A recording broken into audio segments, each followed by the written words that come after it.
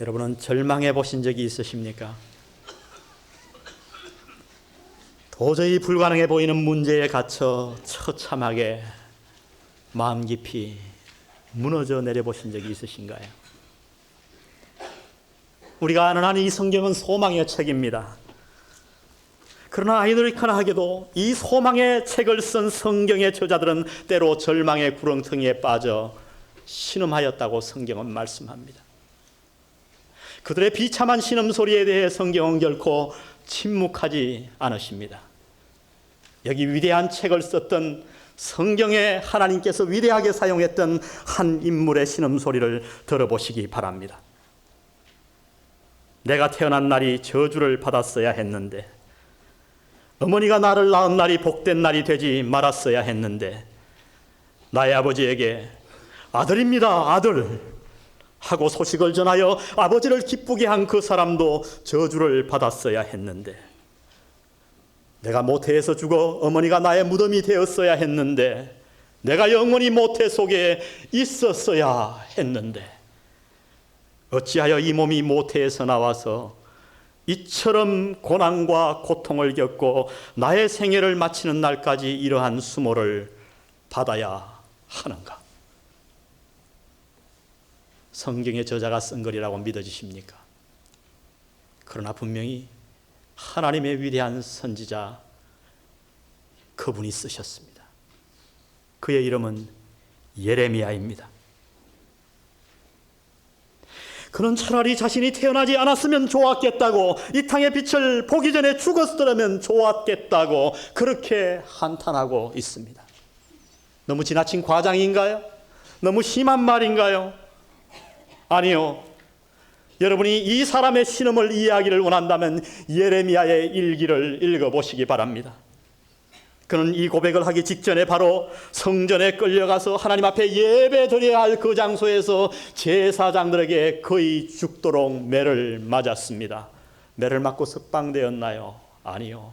착고에 채워졌다고 성경은 얘기합니다. 무슨 의미죠? 그의 발과 그의 손과 그의 목까지 가혹한 것들이 그를 채우고 있었던 겁니다. 왜요? 엄청난 죄를 범했었나요? 아니에요. 이유는 단 한 가지, 진리를 선포했기 때문에, 하나님께서 전파하라고 한 말씀을 선포한 그 죄 때문에 그는 그렇게 매를 맞고 죽음을 사경을 헤매고 있었던 겁니다. 더욱 견디기 힘들었던 것은 그의 사랑하는 친구들조차 그에게 등을 돌리며 너는 문제아라고, 너는 말썽쟁이라고 그를 놀리며 그를 비난했던 겁니다. 그래서 그는 마침내 이렇게 외칩니다. 표준 세번역에 따르면, 주님, 주께서 저를 속이셨으므로 제가 주께 속았습니다. 주님께서 나를 이기신 결과가 뭡니까? 제가 그 결과 조롱거리가 되어 버렸습니다. 이제는 다시는 주님의 이름으로 외치지 않겠다고 제가 마음속으로 얼마나 여러 번 부르짖었는지 아십니까? 그러나 그때마다 제 마음이 너무 불타서 저는 외치곤 합니다. 주님, 저는 어찌하면 좋습니까? 도대체 하나님은 어디 계시단 말입니까? 왜 하나님은 내가 가장 필요할 때 침묵하고 계신단 말입니까? 하나님, 이제 저는 끝입니다. 이것이 위대한 선지자의 신음소리였습니다. 나치 수용소에서 소년 시절을 보낸 엘리 위젤이라고 하는 유대인 작가는 나이트, 밤이라고 하는 그의 저서에서 그의 어린 시절 소년의 일기를 한 대목 우리에게 소개해 줍니다. 그는 아버지와 함께 유대인 수용소에 감금되어 있었습니다. 오늘 나의 아버지는 내가 보는 앞에서 무참하게 끌려가셨다. 수없이 발에 채이고 뺨을 맞으시며 그 숱한 매 속에서도 측은하게 나를 바라보시며 무언가를 말할 듯한 눈빛. 그러나 결국 아무 말씀도 못하시고 한 구석으로 끌려가셔서 다시는 돌아오지 못하셨다. 마지막으로 내게 들려온 것은 3발의 총성뿐. 그렇게 당당하셨던 아버지, 내게 그렇게 자상하게 성경을 읽어주셨던 아버지, 나를 어릴 때 목마 태우시고 주일학교에 데려다 주셨던 그 아버지, 그는 나를 그렇게 떠나 가셨다. 정말 하나님이 계시단 말인가? 계시다면 그는 이 순간 무엇을 하신단 말인가? 한 소년의 처참한 일기입니다. 얼마나 처절한 절망입니까? 그 어린 것이 보는 앞에서 아버지는 끌려가 사형을 당하셨습니다. 얼마나 괴로운 질문입니까? 하나님, 정말 당신은 계신 겁니까? 정말 당신이 계시다면 왜 이 순간 당신은 침묵하신단 말입니까? 그러나 여러분, 사실 류이라서 이러한 질문을 던져보지 않은 사람이 이 가운데 있겠습니까? 그렇게 사랑을 약속했던 배우자가 가정을 깨버리고 떠나갈 때, 그토록 사랑하는 사람을 땅에 뉘어놓고 눈물로 마지막 작별 인사를 고할 때, 오랜 꿈이 산산이 부서져 한순간에 모든 것이 수포로 돌아가 버릴 때, 우리는 마음속 깊이에서부터 조용히 무너져 내립니다. 그리고 말 못하게 내 속에서 신음하듯 하나님 앞에 질문합니다. 하나님, 당신이 정말 이 순간 나를 보고 계신가요? 정말 당신이 나를 돌보고 있단 말입니까? 저는 영안교회 와서 4년을 목회했습니다. 수많은 사람들의 신음을 저는 듣게 됩니다. 채 2살도 되지 않은 자기의 딸을 손수 땅에 묻으며 오열하는 그 부모, 그렇게 멀쩡하던 남편이 30대에 갑자기 쓰러져서 심장마비로 죽어 그를 마지막 떠나도며 애절하게 울던 그 부인, 젊었을 때 어머니를 잃고 통곡하던 자녀들, 우리 모두의 마음속에 그때마다 좌절은 찾아옵니다. 절망은 다가옵니다. 그리고 우리는 무너져 내립니다. 우리는 하나님 앞에 질문합니다. 하나님, 정말 당신은 지금 저의 상황을 보고 계신 겁니까? 예고 없이 찾아오는 인생의 풍랑, 이 땅을 살아가는 동안 그 누구도 결코 피할 수 없는 절망의 골짜기를 우리는 과연 어떻게 지나갈 수 있단 말입니까? 누구라서 인생의 풍랑을 피할 수 있겠습니까? 누구라서 이 사망의 엄침한 골짜기를 건너뛸 수 있겠습니까? 때로 내 힘으로는 도저히 어찌할 수 없는 불가능의 창살들을 우리는 어떻게 넘어가야 합니까? 오늘 본문은 거기에 대해서 결코 침묵하지만은 않으십니다. 오늘 본문에 보니 절망에 빠진 한 무리의 사람들이 등장합니다. 그들의 이름은 그리스도인이었습니다. 그들은 이미 수없는 고통으로 지칠 대로 지쳐있는 사람들이었어요. 예수 믿는다는 것 단 하나의 이유 때문에 지난 수년간을 고통받으며 살아왔습니다. 교회의 지도자 가운데 한 사람인 스데반이 죽음을 시작해서 이제 그들의 힘이 다 빠질 정도로 핍박이 찾아왔습니다. 그래서 수많은 형제 자매들 가운데 많은 사람들이 안디옥으로 이민을 가버리고 말았습니다. 그런데 설상가상으로 그 핍박 가운데 우리가 지난주에 배웠던 대로 그들은 흉년과 가뭄에 시달려야 했습니다. 이제 그들에게 무슨 희망이 있었겠습니까? 그들의 힘은 빠질 대로 다 빠졌습니다. 쇠잔해질 대로 다 쇠잔했었을 때 그들에게 찾아온 것은 위로와 권면이 결코 아니었습니다. 놀랍게도 그들에게 찾아온 것은 오히려 더 가혹한 핍박이었다고 오늘 본문은 얘기합니다. 그 핍박의 주인공은 헤롯이었습니다. 성경에 보면 5명의 헤롯이 등장합니다. 예수님이 태어났을 때 모든 아기를 죽였던 대헤롯, 그리고 그 다음에 헤롯 아켈레오가 있습니다. 그 다음 우리가 잘 아는 대로 침례 요한의 목을 잘랐던 헤롯 안티파스가 있고, 오늘 본문에 등장하는 헤롯 아그리파 1세입니다. 그리고 사도행전 26장의 사도 바울을 재판한 헤롯 아그리파 2세, 5명의 각각 다른 헤롯이 등장합니다. 오늘 저와 여러분이 읽은 이 본문에 나타난 헤롯 아그리파 1세는 본래 갈릴리의 분봉왕이었어요. 조그만 나라의 분봉왕이었는데 얼마나 정치적인 수단이 좋았던지 안티파스를 쫓아내고 유대와 사마리아 온 나라를 다스리는 아주 탁월한 왕이 되었습니다. 그는 아부를 잘했습니다. 그의 오직 한 가지 목적은 정권을 유지하는 일이었어요. 그래서 그가 어떻게 정권을 유지할까? 두 가지 방법밖에 없었어요. 하나는 로마 사람들에게 잘 보여야 했고, 하나는 자기가 다스리는 세력의 주축 세력인 유대인들을 기쁘게 해야 했던 겁니다.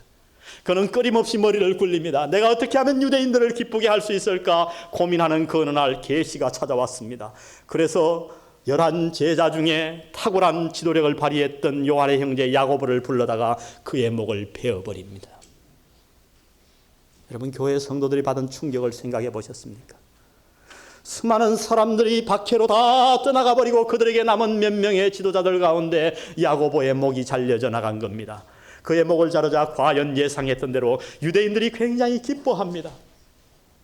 그래서 베드로마저 죽이려고 이 헤롯 아그리파 1세는 베드로를 잡아들였습니다. 그런데 그를 잡아들인 날이 마침 무교절이었어요. 유월절이었어요.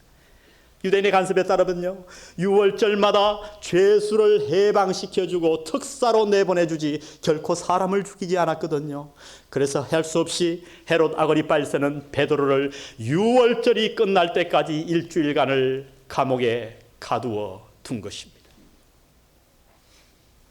여러분, 이 베드로와 성도들이 당한 상황은 참으로 절망적이었습니다. 그들의 상황이 정말 절망적이었던 이유를 오늘 본문이 한 3가지로 알려주는데, 첫 번째, 베드로의 투옥이 이번이 처음이 아니었다고 하는 사실입니다. 이번 투옥이 사도행전에만 나타난 것만 해도 3번째였어요. 한두 번은 어떻게 모면해 보았다 해도 이제 3번째 다시 베드로가 잡히다니, 우리의 담임 목사, 우리의 지도자 베드로가 이제 끝이로구나.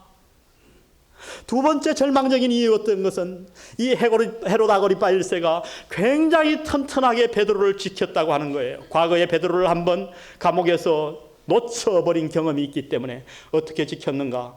보통 때와는 다르게 지켰어요. 16명의 특공대를 불러가지고 그들을 4명 사계조로 사교대로 지켰습니다. 잠이 올까봐 깨워서 지키라는 거죠. 그리고 어떻게 했습니까? 4명이 차례로 지키는데 2명은 감옥 창살 안에 들어갑니다. 그리고 베드로의 한쪽 팔에 수갑을 채우고 다른 한쪽 팔에 한 군인의 수갑을 채웁니다. 그리고 왼쪽 팔에도 오른쪽 팔에도 똑같이 합니다. 그리고 감옥문을 닫았습니다. 그 바깥에 파수꾼 1명이 지킵니다. 그리고 복도문을 열고 나가면 또 1명의 파수꾼이 지키고, 그 감옥을 나가는 모든 문은 쇠문으로 다 막아 놓았습니다.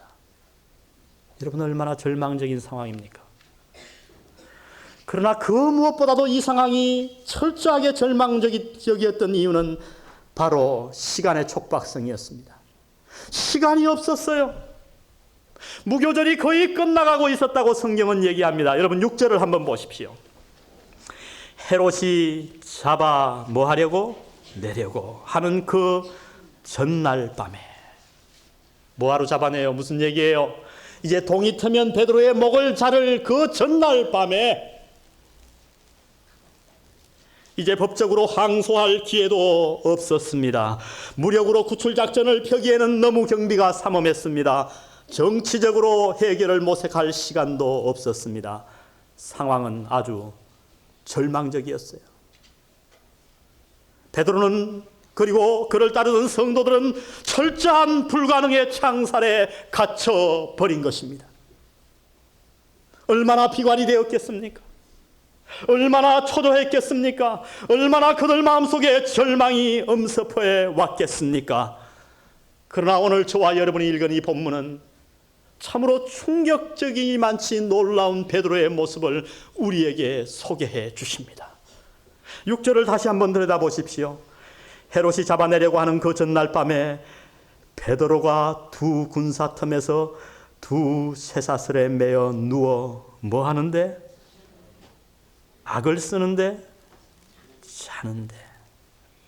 누워 뒤척이는데. 이래야 맞는 거 아닙니까? 이제 날이 밝으면 자기는 목이 잘리게 되어 있어요. 몇 시간 후면요. 그런데 오늘 성경은 무엇을 얘기합니까? 베드로가 두 쇠사슬에 매어 두 군사의 틈에서 누워 자는데. 여러분, 이게 어떻게 가능한가요? 베드로가 너무 신경이 무딘 사람이었나요? 베드로가 바보였나요? 감히 베드로를 바보라고 하다니. 옛날에는 바보 그러면 그래도 좀 애칭이 있었어요. 그죠? 근데 요새는 바보의 의미가 아주 세집디다, 점점. 얼마 전에 바보 컨테스트가 열린 거 여러분 다 아시죠? 바보들 컨테스트가 열렸습니다. 3명의 바보가 나왔는데 누가 더 바본가? 하품을 하는 순간 파리가 입에 날아들었어요. 첫 번째 바보 어떻게 했겠어요? 파리가 도망 못 가도록 종일 입을 다물고 다닙니다. 두 번째 바보는 입을 쫙 벌리더니 F킬라를 뿌렸습니다. 세 번째 바보는 파리가 목구멍으로 날아들자마자 목을 조릅니다. 어느 바보가 더 바본가를 지금 생각하며 머리를 굴리는 사람은 수상한 사람입니다.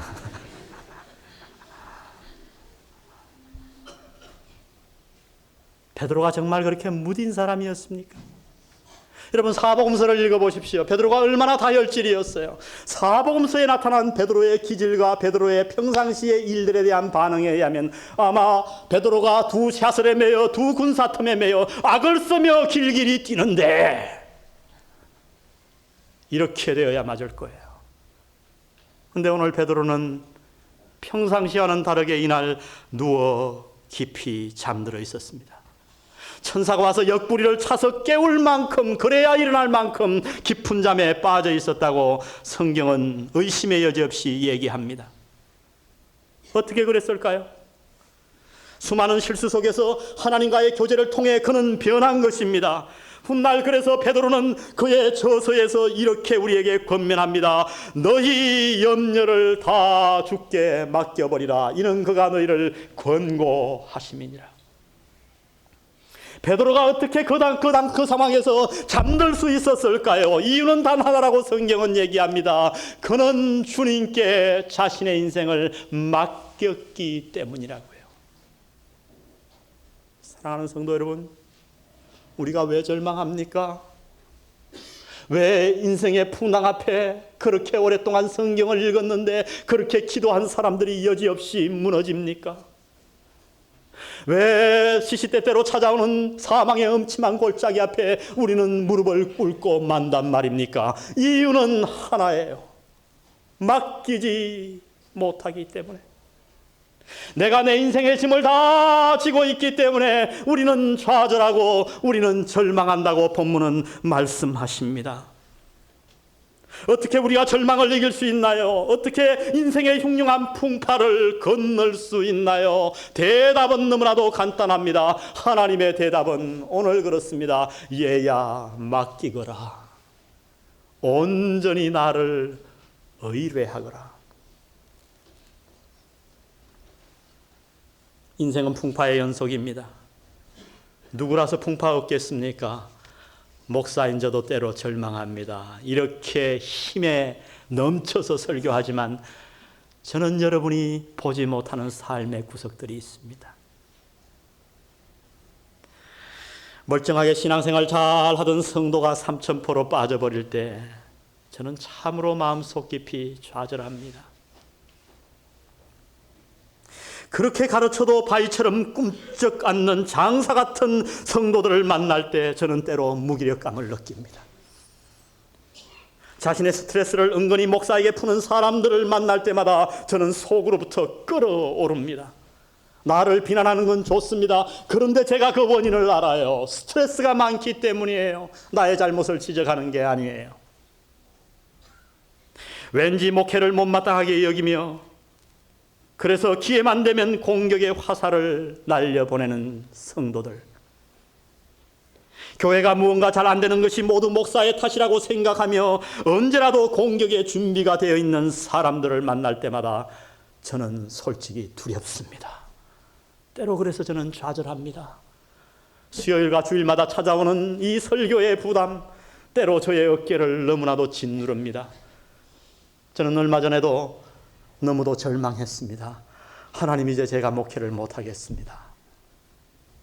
그리고 온종일 기도를 떠났습니다. 저 이기대 공원 위에서 종일 기도하며 산보하며 하나님과 만나는 시간을 가졌습니다. 하나님을 기다렸어요.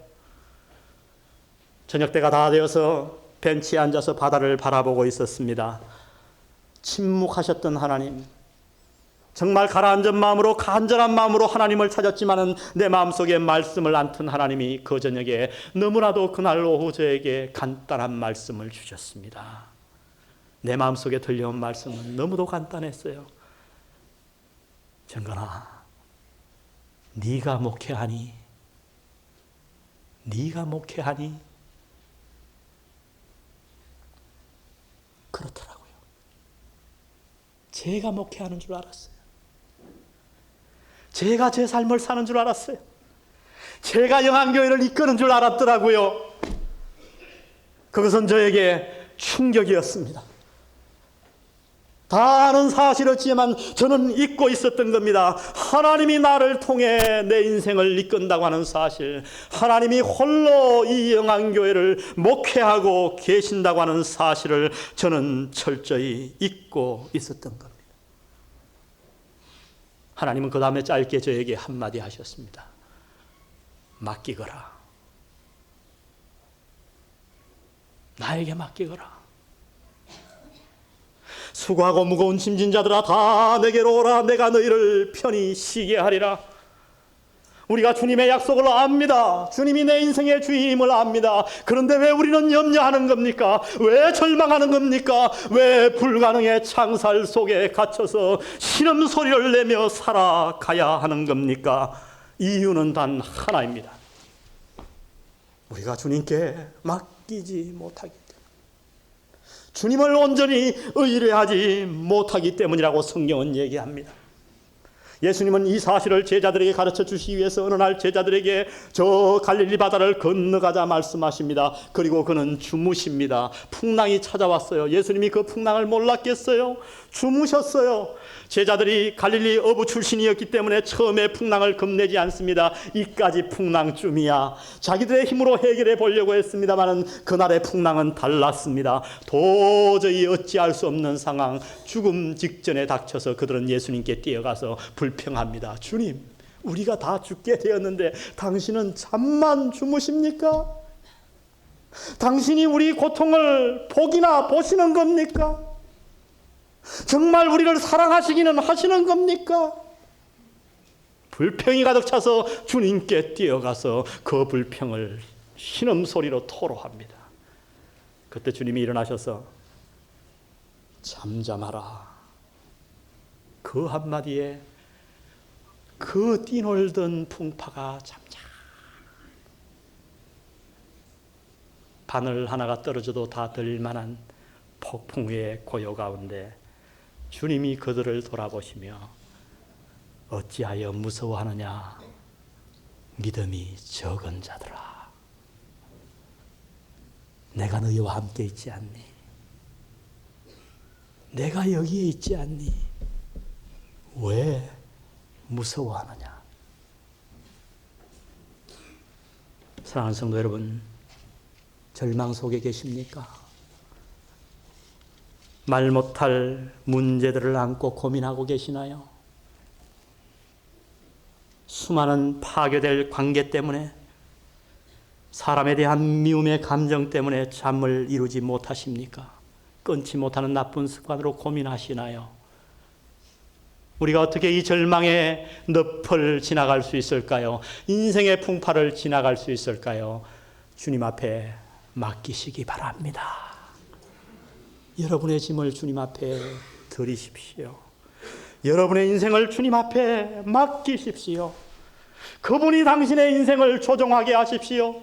그분이 당신의 인생의 차의 운전석에 앉게 하십시오. 그리고 당신은 그 자리에서 내려오십시오.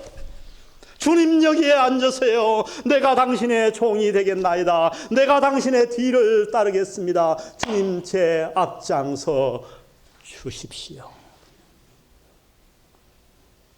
오늘 이 말씀이 우리 마음밭에 심겨져 남은 생 주님 앞에 맡기며 사는 영한 성도들 되시기를 주의 이름으로 축원드립니다.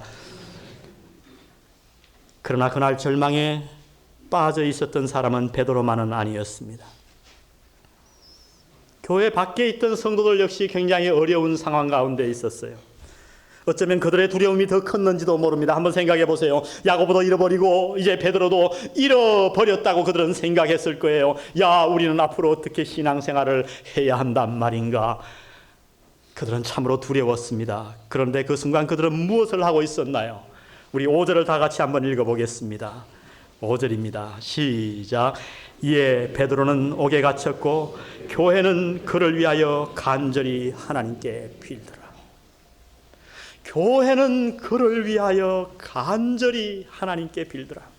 오늘 이 간절히 하는 단어를 누가복음에서도 사용했습니다. 누가복음 22장 44절에 예수께서 힘쓰고 더욱 간절히 기도하시니 땀이 땅에 떨어지는 피방울같이 되더라. 어떻게 위기를 극복할 수 있습니까?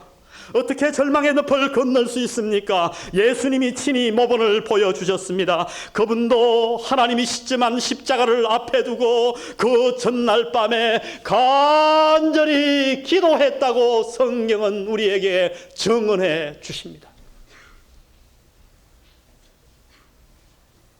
만약 그분이 그렇게 간절하게 기도했다면 하물며 우리가 어찌 기도 없이 절망의 강을 건널 수 있단 말입니까?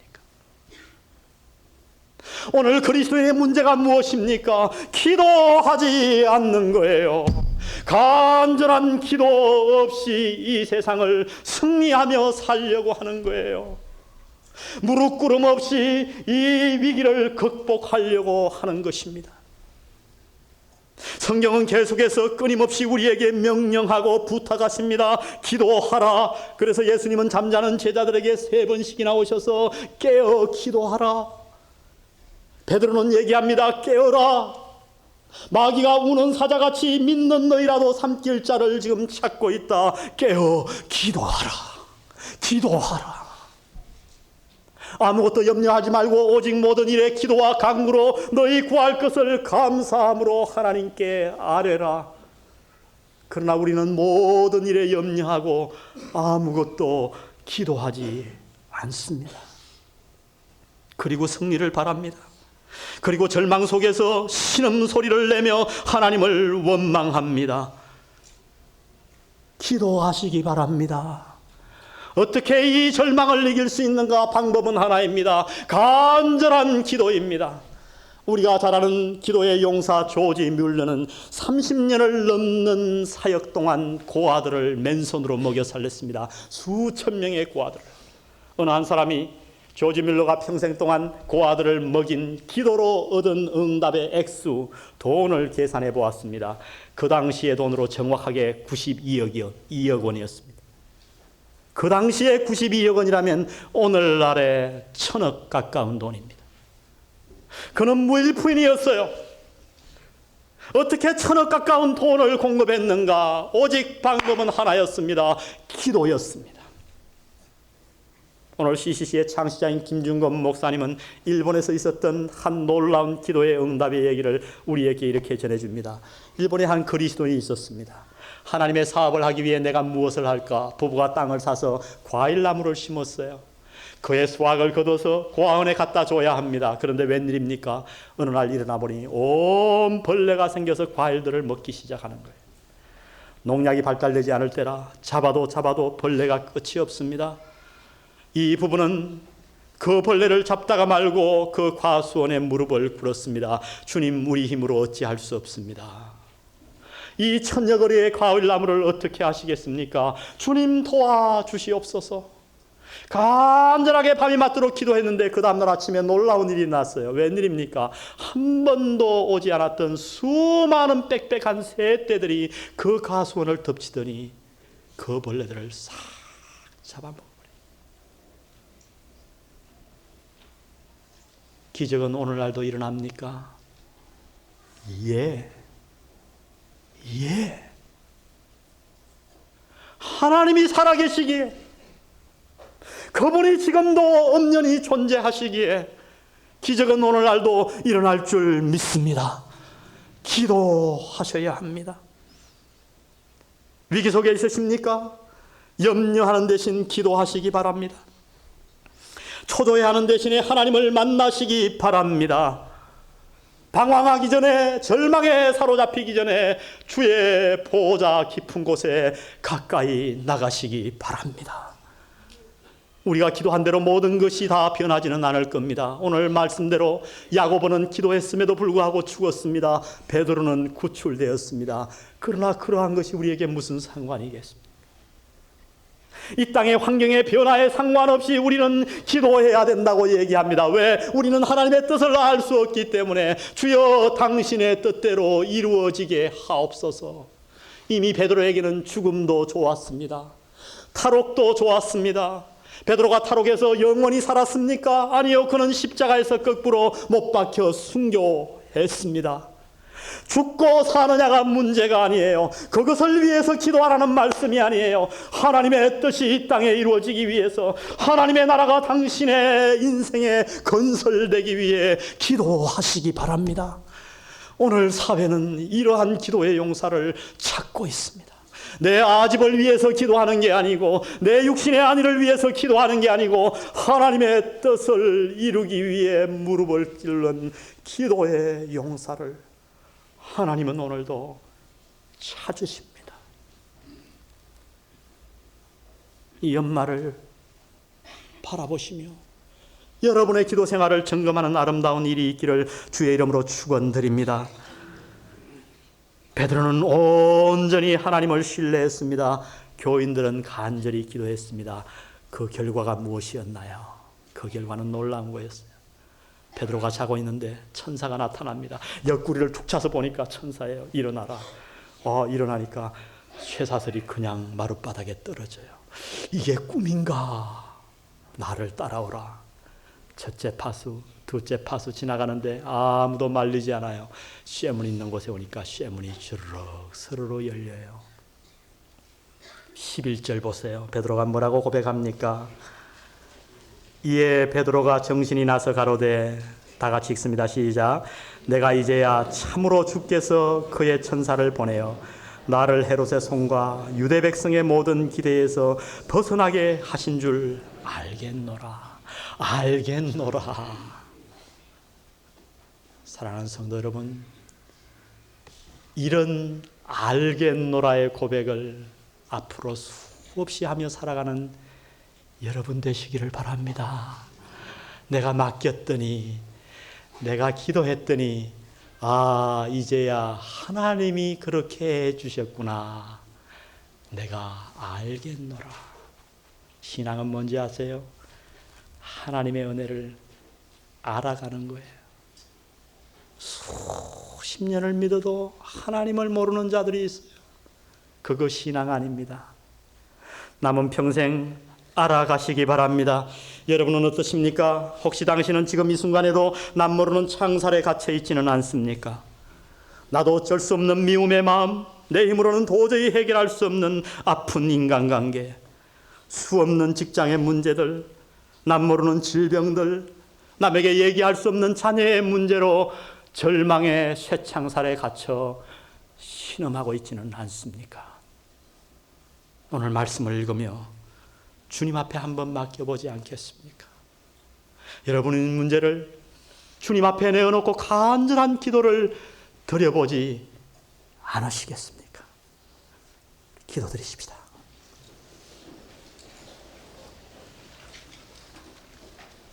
사랑하는 성도 여러분, 우리 3분간 좀 기도하는 시간을 저와 함께 갖지 않으시렵니까? 누구라서 절망에 빠져보지 않았겠습니까? 누구라서 인생에 문제가 없겠습니까? 우리를 그렇게 끈질기게 괴롭히는 인생의 풍랑들은 앞으로도 우리를 찾아올 것입니다. 우리 믿는 자들이 믿지 않는 자들과 차이가 과연 무엇일까요? 풍랑에 똑같이 휩싸여야 합니까? 절망에 빠져 그렇게 세월을 허송세월해야 하겠습니까? 지금까지 어떻게 살아오셨던 그것이 문제가 아닙니다. 앞으로 여러분의 생이 몇 년 남았건 승리하며 살기 원치 않으십니까? 여러분의 인생을 통해 하나님의 나라가 이루어지는 놀라운 축복을 맛보며 살고 싶지 않으십니까? 주여, 내가 그렇게 살기 원합니다.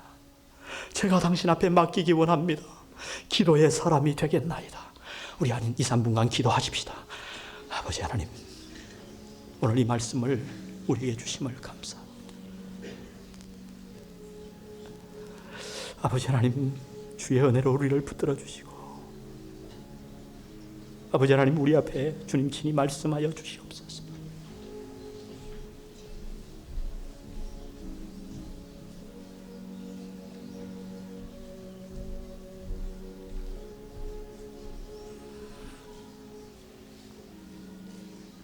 결단하십시오. 맡기지 못하는 부분이 있습니까? 하나님, 맡기게 도와주세요. 지난 1년 동안 여러분의 기도 생활을 한번 돌아보지 않으시렵니까? 정말 기도하셨습니까?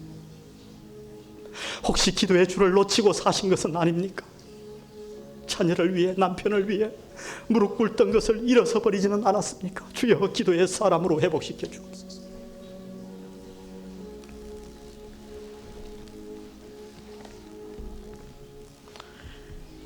오늘 말씀 생각하면서 446장 찬송을 잠깐 바꾸어 부릅니다. 405 놀라운 구세주 예수 내 주, 간절한 마음으로 찬양하십시다.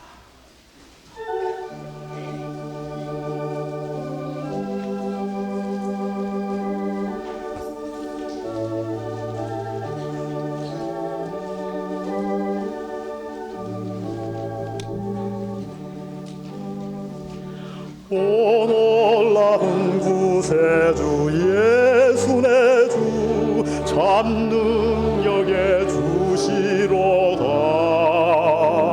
큰 바위 미샘 솟는 그곳으로 내 영혼을 숨기시네.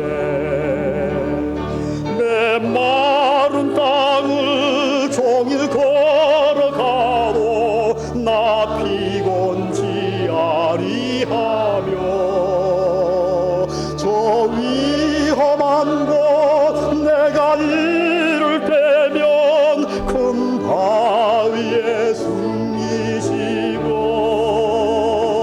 주 성으로 덮으시고. 우리 자매님들 2절 부릅니다. 오 놀라운 내 모든 짐 벗기시네. 아멘. 죄악에서 날 끌어올리시며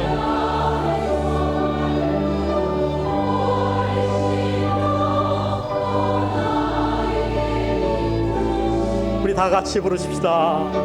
내 마른 땅을 종일 걸어가도 나 피곤지 아니하며 저 위험한 곳 내가 이를 때면 큰 바위에 숨기시고 주 손으로 덮으시는. 우리 형제님들 3절 부릅니다. 측량 못할 은혜로 채우시며 늘 성령에 감아주사 큰 기쁨 중 주님을 찬양토록 내 생활을 도우시네. 다 같이 메마른 땅, 메마른 땅을 종일 걸어가도 나 피곤지 아니하며 저 위험한 곳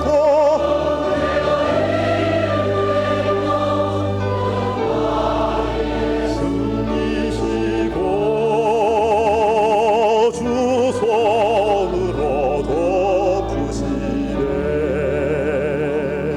주 예수님 공중에 임하실 때 나 일어나 맞이하리. 그 구원의 은총을 노래하리. 저 천군 천사와 함께 아멘. 메마른 땅을 종일 걸어가도 나 피곤지 아니하며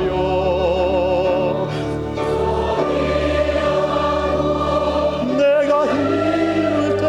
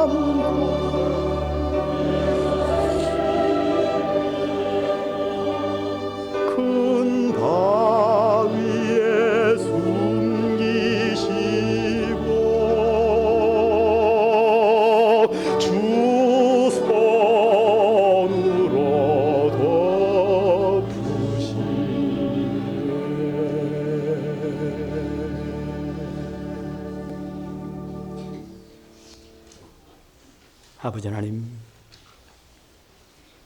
위험한 폭풍이 올 때 어머니가 어린아이를 보자기에 싸서 보호하시듯 우리를 그렇게 보호해 오셨습니다.